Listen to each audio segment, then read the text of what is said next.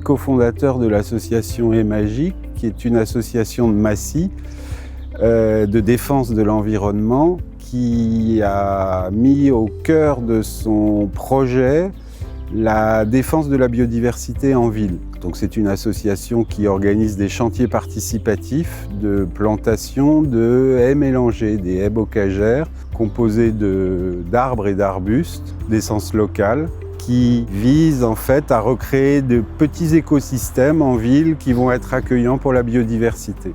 Le premier retour qu'on peut faire sur nos chantiers en termes d'impact, c'est l'impact social.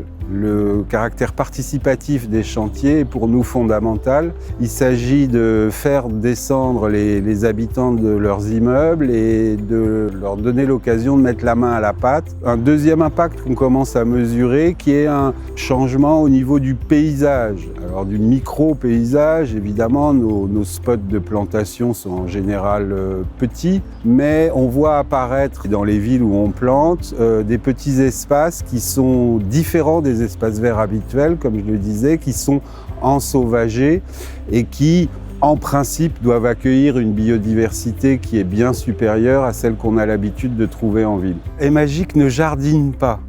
On n'est pas des jardiniers, on est des sylviculteurs urbains. Il y a dans ces haies des essences nourricières, il y a du cassis, de la groseille, il y a des arbres fruitiers, mais la dimension nourricière vient en parallèle de la préservation de la biodiversité. On essaye de travailler, notamment de choisir les emplacements de plantation à partir des études de trames vertes et bleues qui préexistent. Quelquefois, on identifie des endroits qui seraient très intéressants en termes de trames vertes, mais où le foncier n'est pas disponible.